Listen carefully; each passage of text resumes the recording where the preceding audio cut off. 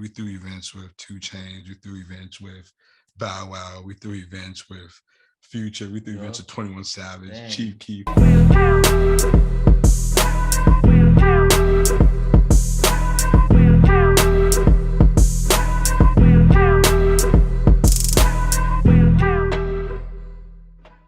Hey, what's up, everyone? My name is Josue Arteaga. I'm a loan officer here in Washington. I also do public relations, and this is my good friend Maurice Kirby, a realtor here in Washington State, Tri Cities, but he works all around the area. Um, I'm gonna be interviewing him because he's actually had a lot of success that I think a lot of realtors want to do the things that he's accomplished. And this is a perfect blueprint of if you're a new realtor and you want to have an amazing first year. This is someone you definitely gotta learn from and take notes from. So Appreciate that. yeah. And so I think my first question from you is gonna be like, where are you from? hmm Well, shoot. I mean, I'm born and raised from Lompoc, California. You know that. So Santa Barbara, by like 45 minutes south of there, and Mm-hmm. beautiful place. Beach vibes. Everybody's kind of content of where they're at, but at the same time, everybody's ambitious and kind of just be famous and Mm-hmm. make their own type of money, but nobody has that mindset of trying to buy property and trying to get into real estate. That was a lost cause where I'm from. That's Nobody was Mm-hmm. preaching that, not from you know your peers that are older, the teachers in your school.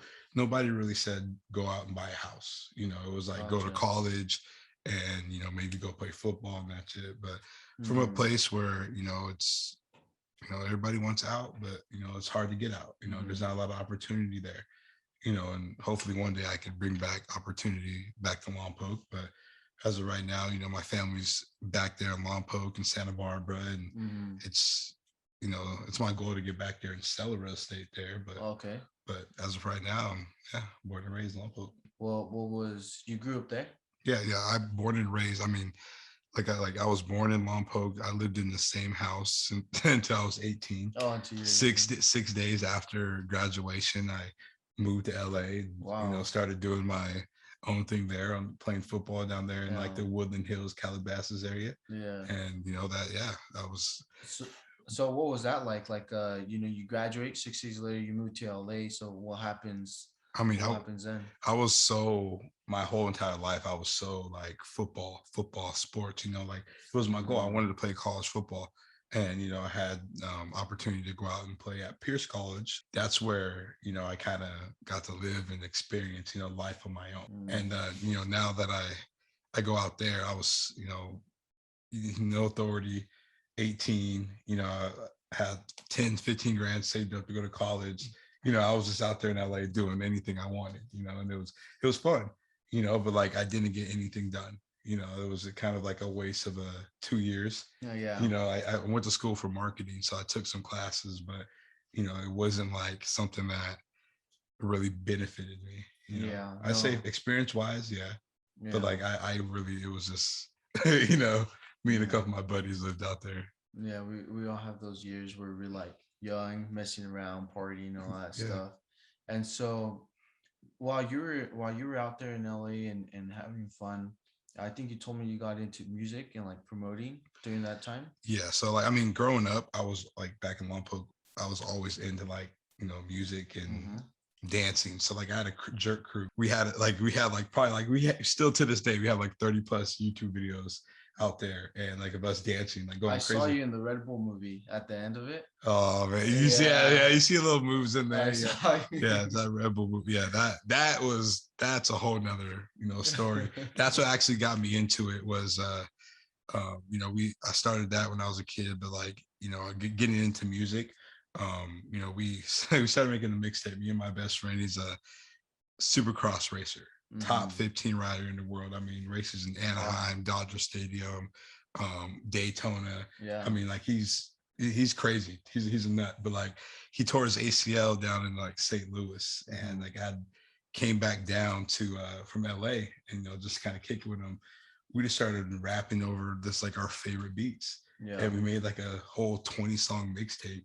and like it went out to just the motocross community. We were rapping about dirt bikes and stuff. Oh, We didn't really think anything to it, but yeah. like to us, every song we made was like, this is the hardest song. We're gonna get famous, So we made a whole like tape and shipped it out, but like Yeah. it worked. I mean, he had 2,000 followers, and Mm. like I mean, overnight over the years, this was back in 2015, I believe, and 2014 is we made the mixtape, and then 2015 we're just at Supercross, and these movie producers just come up, introduce Adam, and asked him to be in the movie. Yeah. And after that, he kind of they asked us to do a soundtrack, so we're working on the soundtrack of the movie.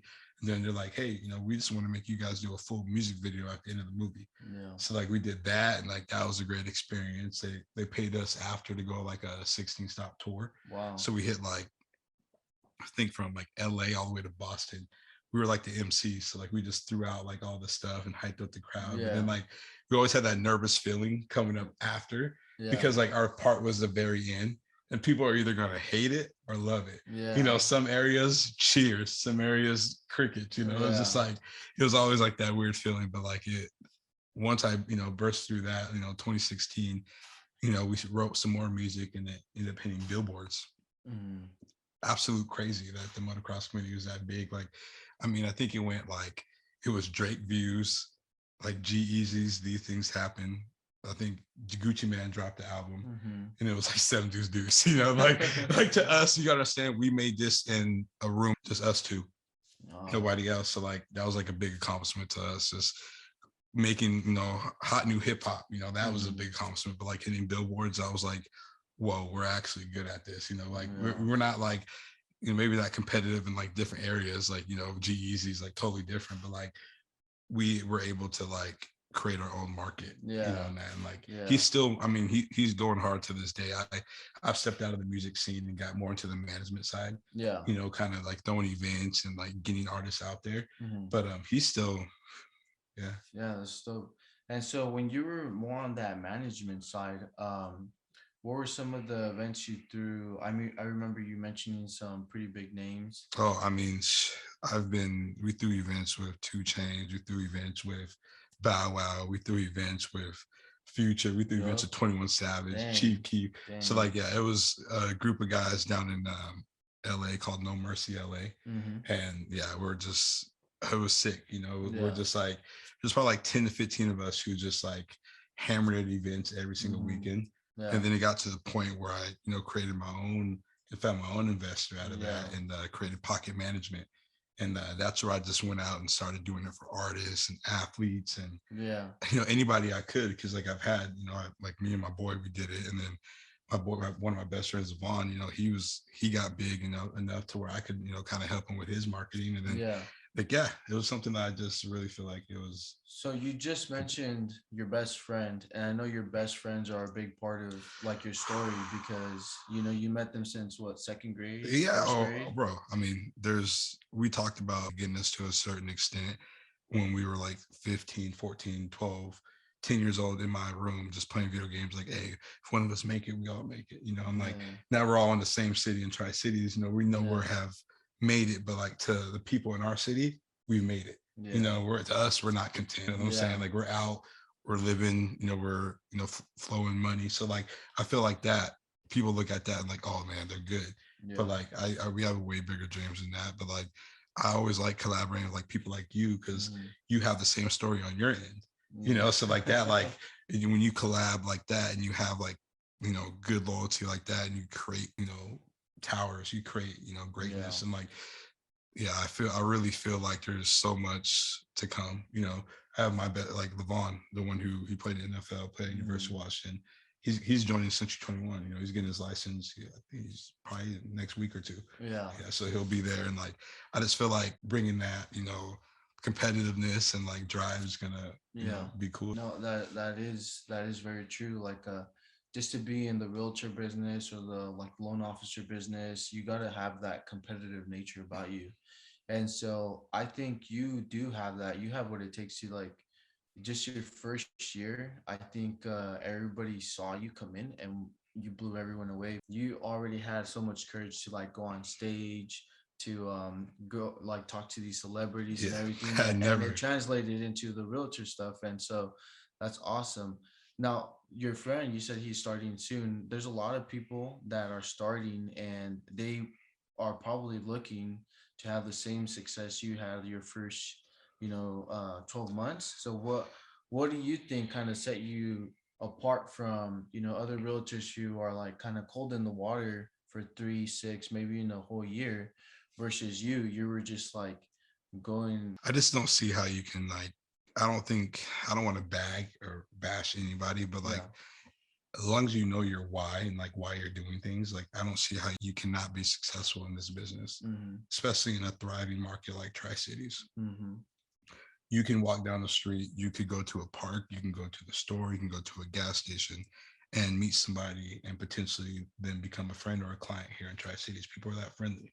You can Yeah. talk to people. And from what I talk to people here in Tri Cities, they kind of keep to themselves. Not everybody talks to, people, as I say, if you're in the market and stuff, if they don't Mm-hmm. know each other, they just keep walking by. But if I see some like he's wearing a UW shirt or he's wearing a motocross shirt or he has dirt bikes in the back of his truck, I use that as an excuse to talk to them, to potentially make them a client. And, whether it was, I live, in an apartment building right now.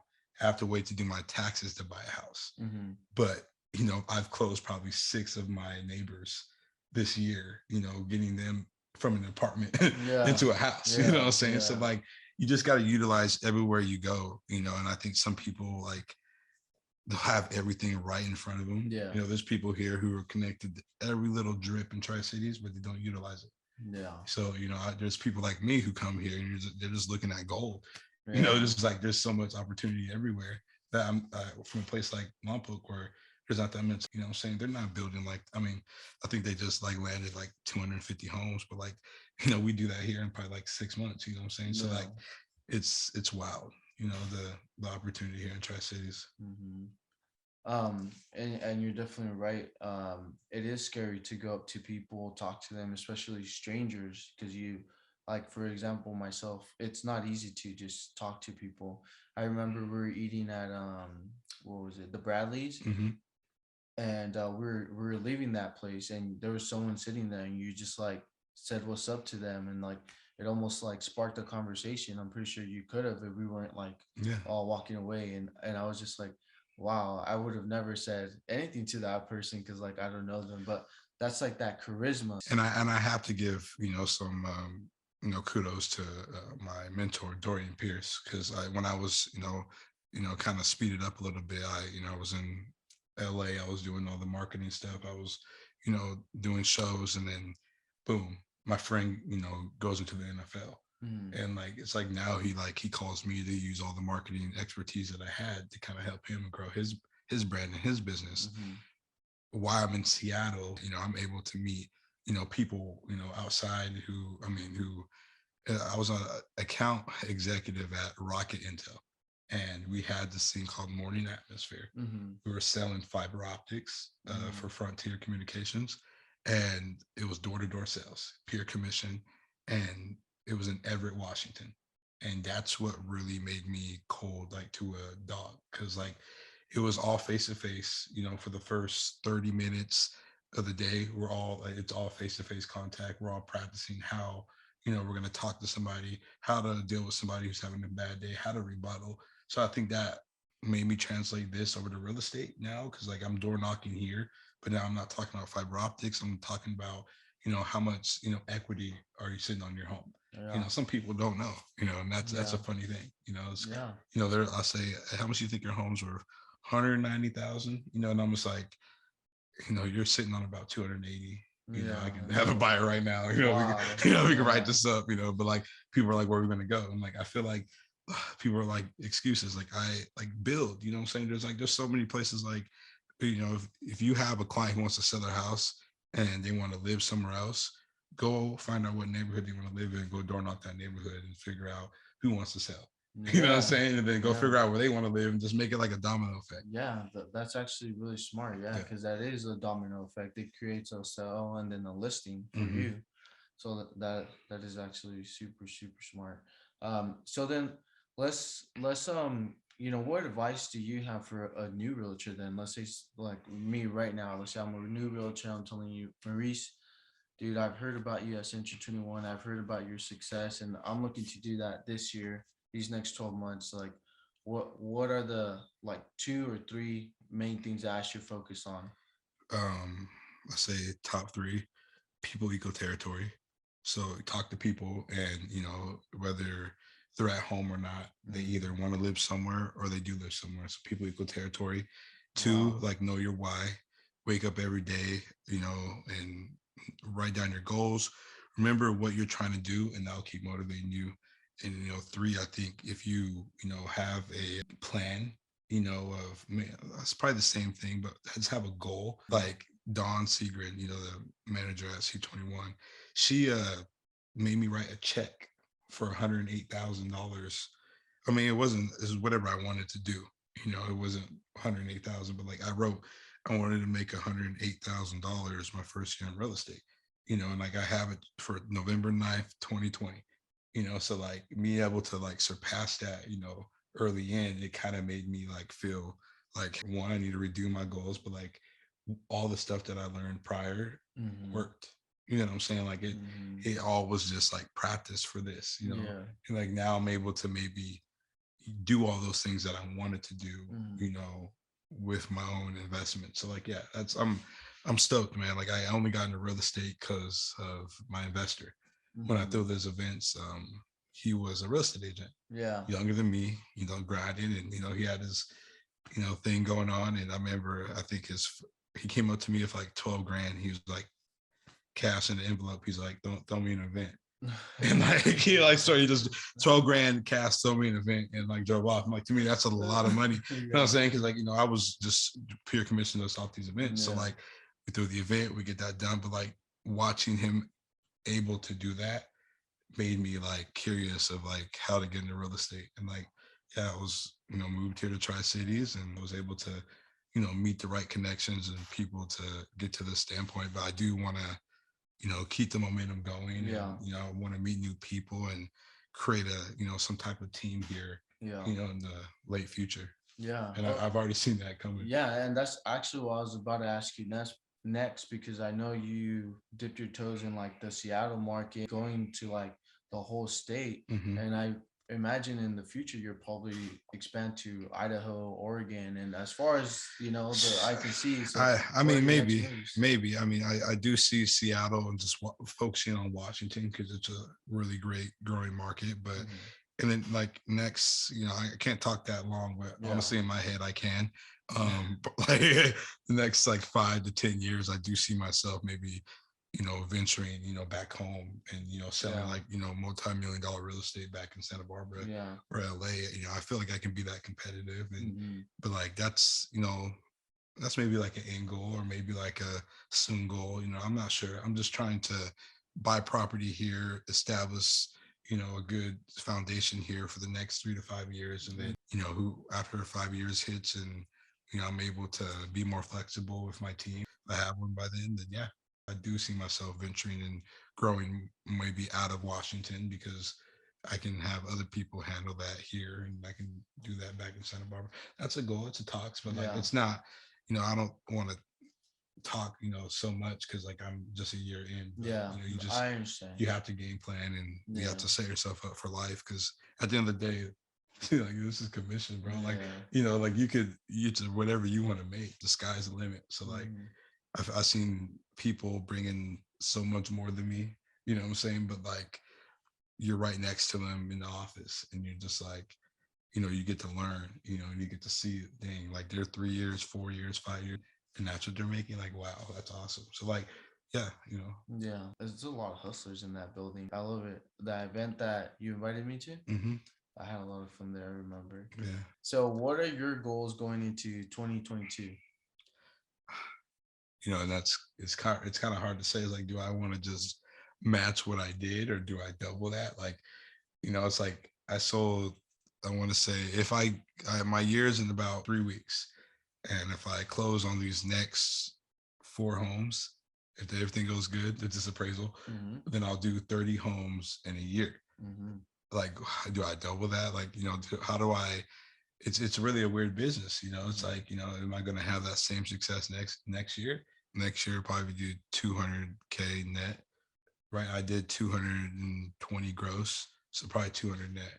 Okay. Just double it, and try to go from there. And then I know, once you get to where you can have a team, you can make a lot more. Yeah. But like right now, I'm just trying to be a sponge, Yeah. and I'm just trying to learn. And I feel like I'm at like C21 University. You Yeah. know what I'm saying? Like I could Learning just, the game. yeah, I can literally learn. Like I feel like I'm a D1 athlete, Mhm. at a agency, or at a university, and like I have all the tools, and that's what I'm kind of looking at it as a standpoint. It's like I can utilize all that. So, what do you feel you're gonna do differently or more of than you did in the last 12 months? Expand like Seattle, Washington, back and forth flights, start snowing, take flights, just like start going in both markets, and get a higher clientele. I haven't sold a home over 500,000, and I was able to do all that. So all the agents that are above me in the office are selling $700,000-800,000 homes.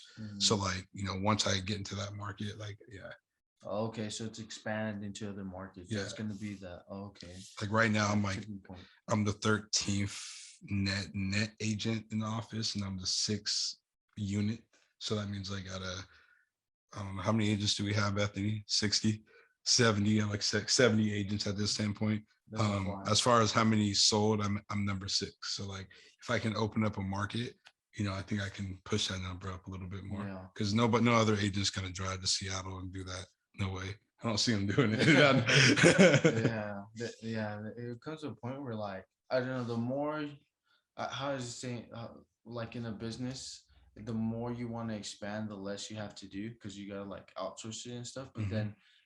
then I also see that too. Like if I were, for example, if I were in your shoes, I probably wouldn't drive to Seattle. I'd just be like, I'm gonna go to like Honestly, Yakima. me, Yeah, it's like it's yeah, fun. I get to go to Seattle, and like yeah, to me, it's like I have people back like watching home, and this is not just like here in Tri Cities. So like to me, like selling here in Tri Cities isn't the biggest, I guess, want to say flex to me. yeah. You know what I'm saying? When I have people who are real estators back home selling $5 to $10 million homes, it hurts sometimes. It's like, oh my goodness, I went to school with that guy. How is he doing that? It's just, so it's like, nah, I feel like I can just, but they sell a lot more. Yeah. Here in Tri Cities, Washington, these people deal with a lot more transactions. They're doing like 50, 100 more than, people in California.